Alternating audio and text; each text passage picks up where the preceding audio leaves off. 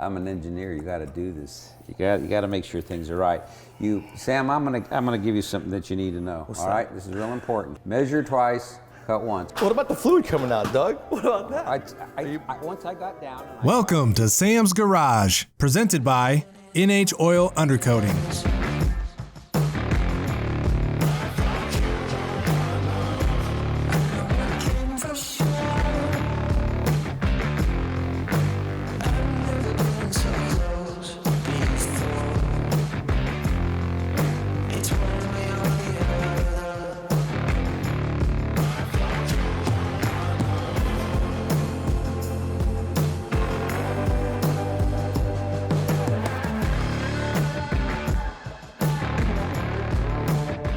On this episode of Sam's Garage, Sam and Kevin Ford fabricate a custom battery mount and switch for their Jeep rock crawler. Then Sam and Doug Harris upgrade the rear suspension of the Alpha One GTO with new adjustable coilover springs. Sam upgrades a Polaris RZR XP with the Hypertech Max Energy Spectrum, plus a few extra accessories. Finally, Joe DuPont takes us on a trip through the NHOU facilities while discussing their plans to franchise.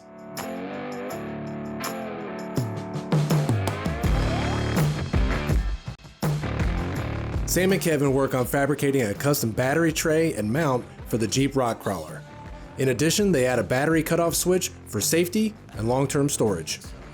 Today we're going to be installing a battery cutoff switch. Now this is something that's required if you're building a drag car. You can also use it for a classic car if you don't drive it very often and you're storing the vehicle. Now this is very important that you guys do not interrupt the ground circuit on this switch. You always want to interrupt the power circuit on a switch like this because the alternator is always running current due to the regulator being activated. And when you're running a switch like this, if you physically turn it off, you want the car to shut down. And the only way it'll shut down is if the power wire to the alternator is on the side that's going to the battery. So that when you cut off the switch, the power is cut off to the regulator and the alternator will actually shut off. Because if you remember back in the day, people would want to keep the memory on the car and they would remove the two terminals off the battery, keep the car running. That's very bad for the alternator. Yeah, and there's another thing that people forget, that all power goes to ground. So it's a dangerous side, but you want to cut that hot side off because for my personal experience, I had a Blazer. I had a hot cable go into the set of headers that I had.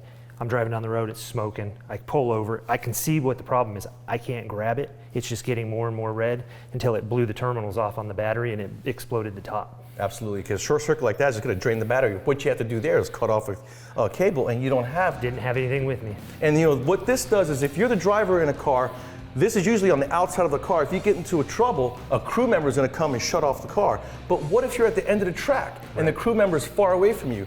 We got remote activation from Locar to where you guys have the lever on the inside that can shut off the power to the car just in case the crew's not there. And you still have the option of hooking up a rod to go back to the back of your car.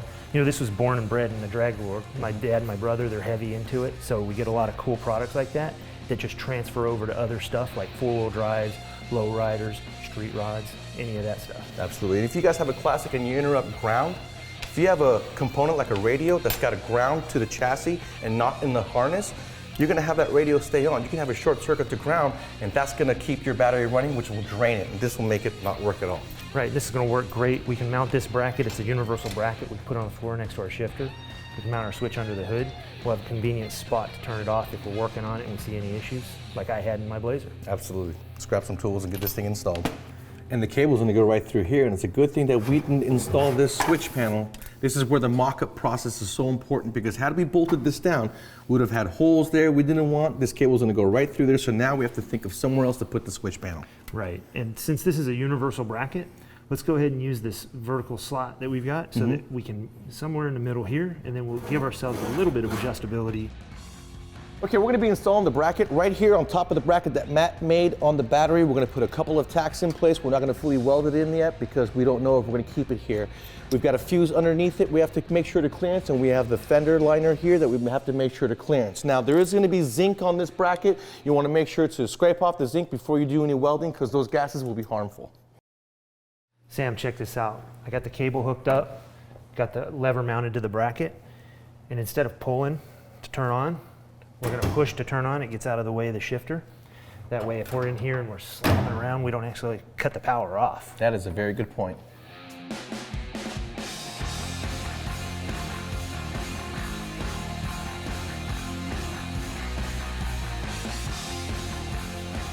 We got the switch hooked up underneath the hood. Matt did an awesome job tacking it in place, but I think it can actually stay there permanently. It is away from the fuse, the battery, and the fender liner. Now, I can't tell you guys how many times I got into my race car and forgot to turn it on. Have to get back out and go out and turn it back on. Matt did a great job tacking in the bracket. I think we're gonna let it live there because it's got plenty of clearance around the fender liner, the fuse, and the battery. This is very cool. I wish I had one of these when I was racing 15 years ago, but I get to install one on my Cadillac.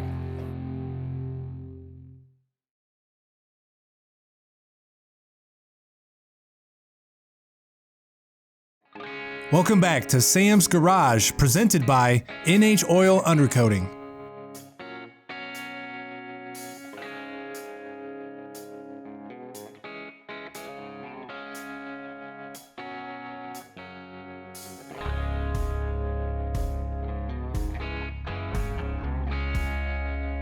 Sam and Doug get to work on the rear suspension of the Alpha One GTO. At this phase in the project, they'll be installing new rear coilover springs and wheel bearings. All right, so today we're going to be tackling the rear suspension of our GTO project. And as you can see, Doug is very uncomfortably in the car removing the rear upper strut tower covers, so it exposes our 14mm nuts. That way we can go ahead and drop the whole assembly out. We're going to install the same coilovers that you guys saw us installing up front in the rear, and then we're going to put an upgraded brake system. Yeah, as always, Sam has the old guy climb into the tight spots. It's a good thing I'm flexible.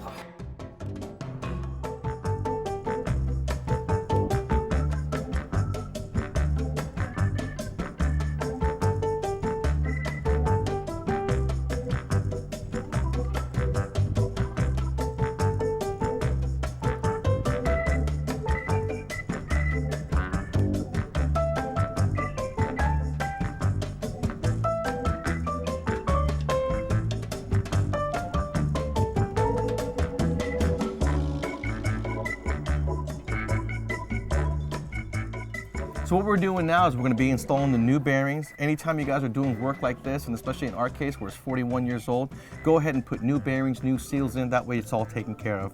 I got the bearing in the hole. It's already all packed up. It's in the hole pretty tight. There we go. It's all packed.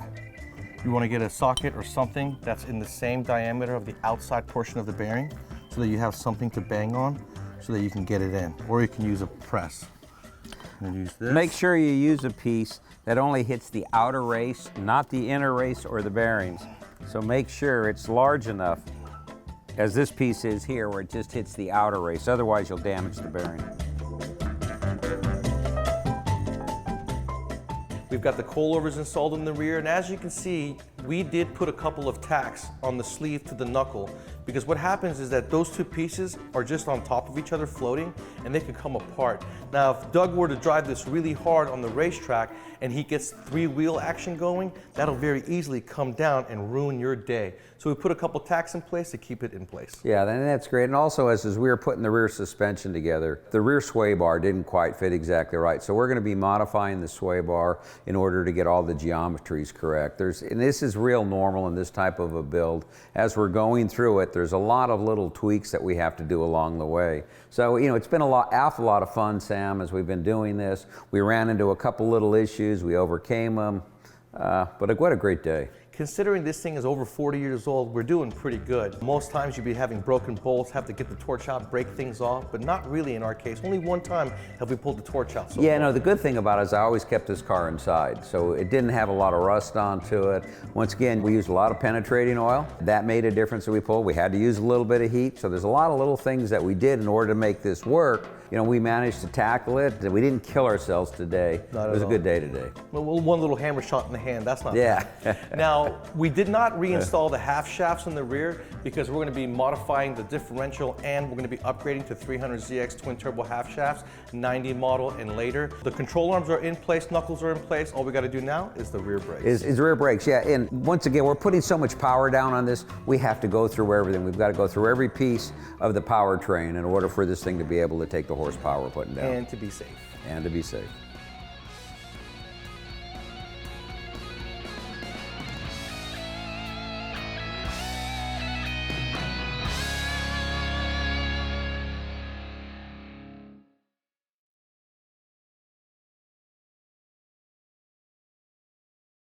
Now back to more Sam's Garage. The Polaris RZR XP is already a fun off-road vehicle, but it's even more fun with the addition of a Hypertech Max Energy Spectrum. To complement the extra power, the ATV will also be receiving a few extra goodies. Hypertech is the leader in tuner technology. They make more power per dollar than anybody else out there. Recently, they've gotten into the power sport market, like the side-by-side you see behind me. They've got a whole bunch of parts for you guys. You might want to check their website. For instance, we got extreme lower ball joints. We got 4340 upper ball joints.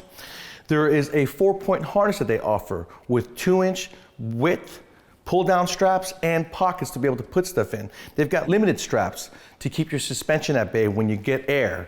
All right, they've even got a tire repair kit. In that kit, there's everything you need to patch your tire in the woods, along with a knife and the rubber cement, along with a tire gauge. They have a recovery kit. In that kit, they have straps, tow hook, they've got a pulley, they've got rope, and gloves. Everything you need to get yourself out of a mess in the field. Now, they've even got the Spectrum programmer for this vehicle. That's right, a programmer. This is a tuner that's going to add 42 horsepower and up to 10 pounds of torque on the turbo application. They've even got a pistol grip short shifter. This is very nice, billet aluminum.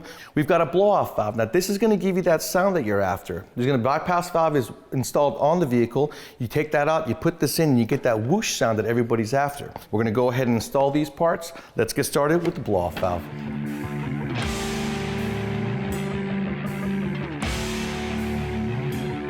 All right, so as you can see, we have removed the bypass valve, and this basically recirculates the excess air when you snap the throttle, okay? What we just did was we put a blow-off valve on, so now it no longer recirculates air. We have to plug that connection right there, and I got a plug right here. I'm gonna put the clamp on it and simply install it. All right, now we got the blow-off valve installed. Don't forget to reconnect the vacuum line to the top of the blow-off valve, okay? We want to go on to the 4-point harness now.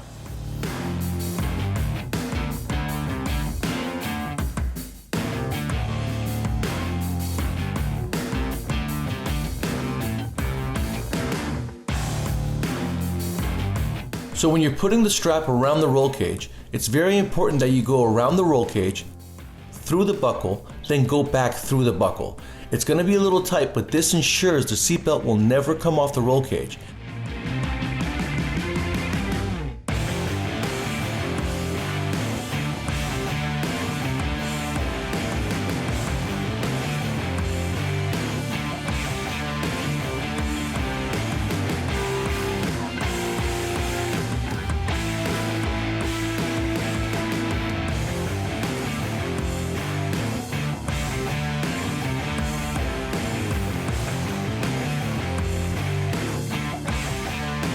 Now you have a nice strong connection that will never pull. Here we are installing some door panel padding for added safety and protection for both driver and passenger. When things get bumpy off-road, you're really going to appreciate this addition.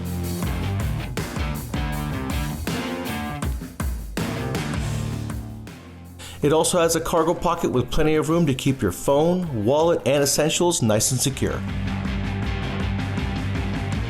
Well, as you can see, we got all of our accessories hooked up. I love the shifter. And now I've got my Spectrum hooked up. I'm gonna go ahead and program the RZR. This thing does have a lot of capabilities. You can totally customize your tune. It'll control the fan speed, the idle speed, the top speed limiter, even the tire size. This makes 42 horsepower and 9 foot-pounds of torque. I can't wait to see what the horsepower is gonna feel like on this guy.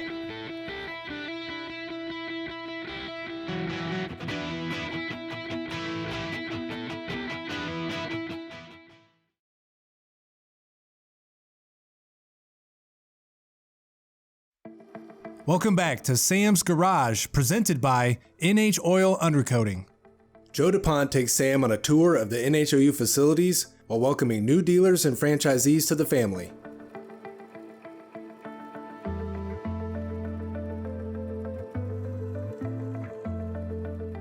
NHOU prides themselves on excellent service and transparency to their customers.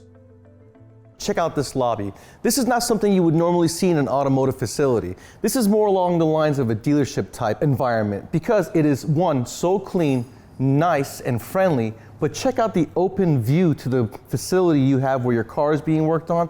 Not only that, but today, we all like to stay connected, and that means whether we're connected to the internet, Wi-Fi, our family, we like to see what's going on with our automobiles too.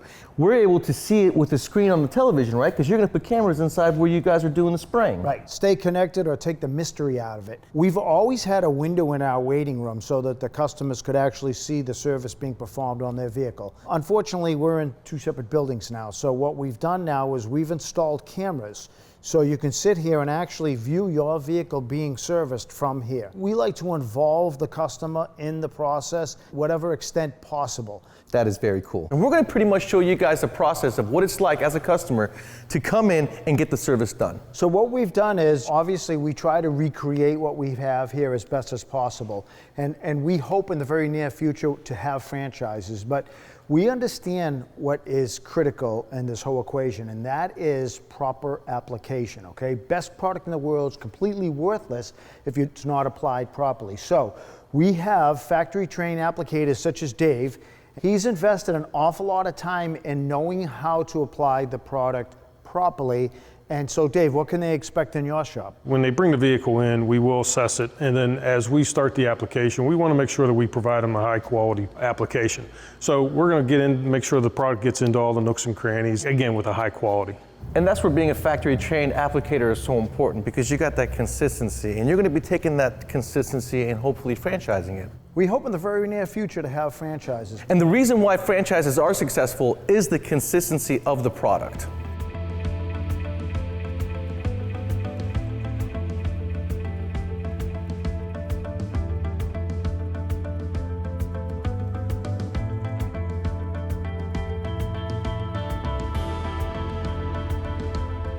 This is where all the magic occurs. This is where the spraying is.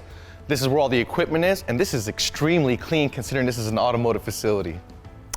I want people to come in here and feel comfortable that we're going to competently take care of their vehicle. Well, it sure looks like it just by looking at it. What do you think, Dave? I think it's fantastic. I mean, it's an awesome facility, very clean, very nice. And what we've done is, for instance, we have a oil mist filtration system here. We've gone through several of these ultimately to get to one that actually does the job. And what we do is we recapture the overspray and we reuse it, but more importantly, we stop a lot of the overspray from getting on the customer's vehicles. We also have high pressure systems, carbide tip, specially designed to apply rust-proofing product, our product.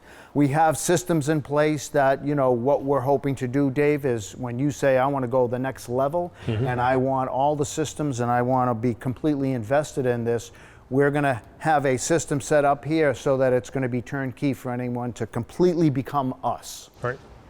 You guys even take the measures of covering the cars when you're doing the oiling, so no residue or anything gets on the actual surface, the wipers, nothing like that. We do. That is very impressive. I think that is important as doing a good job is doing a clean job. Absolutely. And when you're in the showroom, checking out the cameras, watching your vehicle be worked on, it's important to see that they take such good care of your vehicle while they're applying the product. That means that the product has got just as much integrity as the service.